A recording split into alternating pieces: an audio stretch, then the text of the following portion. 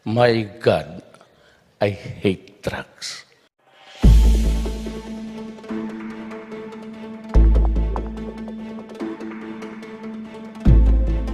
Kung isa kang tunay na pinuno ng ating bayan, iwasan mong mag-aakusa na ang sarili mo naman pala ay hindi mo rin mapapatunayan. Nais po naming hilingin kay Pangulong Duterte na pumirma na po siya ng waiver para po mabuksan ang kanyang mga bank accounts. Tindig Pilipinas member, former Social Welfare and Development Secretary Dinky Suliman says the gathering is not part of a plot to destabilize the government, even as the group is composed of people linked to the previous administration. Wala pong kulay ito.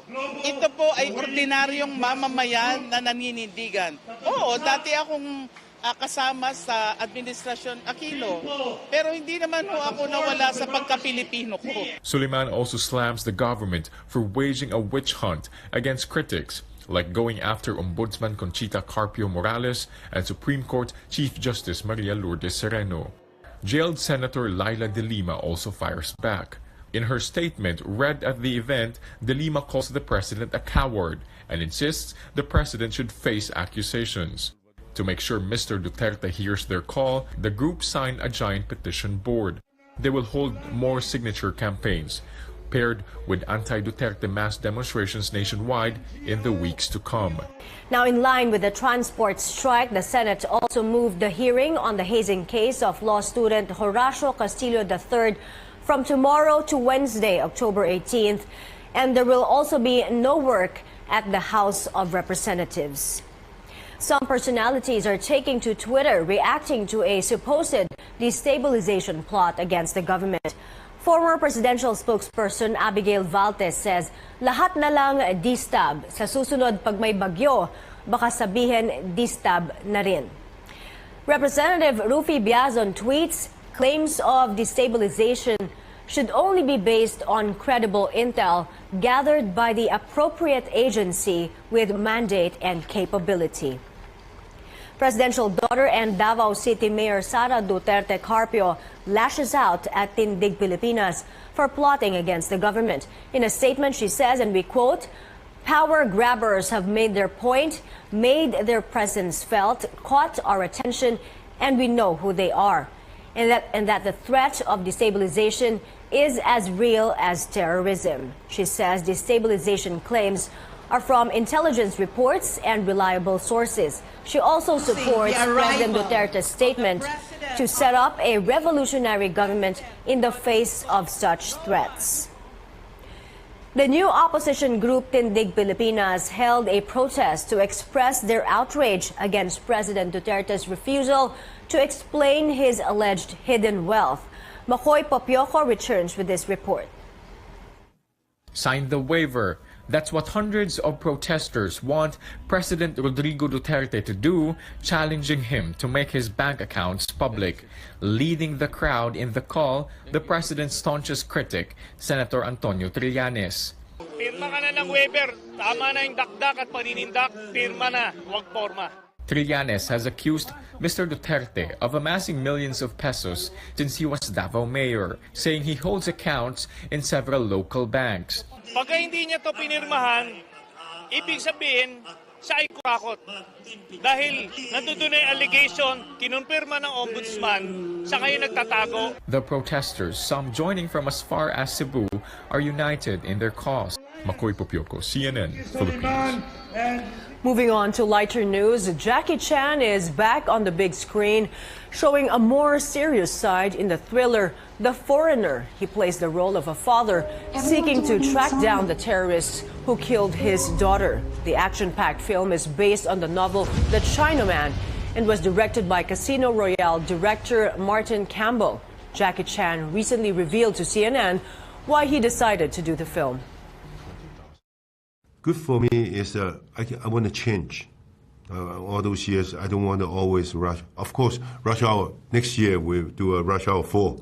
But now, after I know we're doing a rush hour 4, I want to challenge something. I want to show the audience I'm not only can do rush hour, I can do some other things. Just like a few years ago to do a Karate Kid. I want to show the audience I'm an actor. I can do old, young, middle age, everything. So this is why that's attract me to doing a foreigner, this movie. The Foreigner opens in local cinemas Wednesday, October 18th.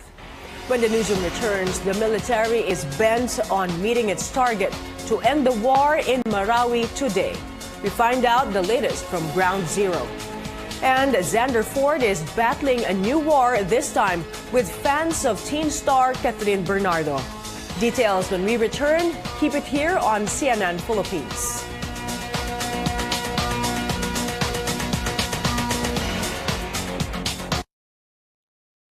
Good afternoon or good evening to our viewers live on Facebook. Thank you for joining us again. Tens of thousands of jeepney operators and drivers are expected to join a transport strike tomorrow. They're protesting the government's jeepney modernization program. But now the LTFRB reveals it is getting reports there's more to this nationwide transport strike. Makoy Popioco joins us live for more. Makoy, what are transport regulators saying? My transport group Piston says it took them 3 months to prepare for this two-day strike in an attempt to stop a plan that would deprive them of their livelihood. Brace for the biggest transport strike yet. That's the warning of transport group Piston. President George San Mateo says expect more than 200,000 drivers and operators nationwide protesting the planned jeepney modernization program. Ang issue rito is yung pagtutol sa phase out ng jeepney at yung takot ng mga operator na mawalan sila ng kabuhayan dahil nga hindi makaya yung laki nung gagastusin at laki ng uutangin. Metro Manila and more than 20 provinces and cities will be affected by the strike. The group will also hold a noise barrage in Cubao and 8 other locations in Metro Manila. LTFRB board member Eileen Lizada says, according to intelligence reports, leftist groups and Piston are plotting against the government. We are receiving reports that the transport strike tomorrow led by Piston will be supported by other left-leaning groups. Allegedly, the plot is to destabilize government. Piston denies the allegations. Huwag haluan ng distab scenario ni Lizada, no? He's imagining things, no? Well, ano na lang yan, para attempt na lang ng gobyerno yan through Lizada, no, na alisan na moral basis yung 2 araw na strike. The government, meanwhile, prepares 6 areas where commuters can get free rides on government vehicles and private buses that will charge a minimal fare. MMDA's Metro Base hotline is 136. For those who will be affected, pwede ho nilang i-contact yung 136 and papuntahin ho namin yung mga sasakyan to the areas. Most passengers we talk to say the government needs to listen to the drivers. Kawawa din naman po yung mga jeepney driver po natin. Hindi po nila afford yung pag-phase out ng jeep. Ako naiintindihan ko personally yung mga pinaglalaban din naman nung nasa panig ng mga mag-strike. Pero kailangan din na isaalang-alang yung panig ng mga commuters. At saka sana masolusyonan ito ng gobyerno. To prepare for the strike, Malacanang ordered the suspension of classes in all levels and government work on Monday. Lizada says in the previous strikes, some members of Piston harassed some drivers who refused to join the strike.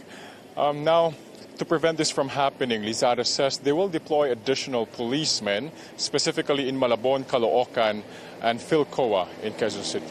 Mai. Makoy, there was also a strike last September 25. Now, wasn't that a different group?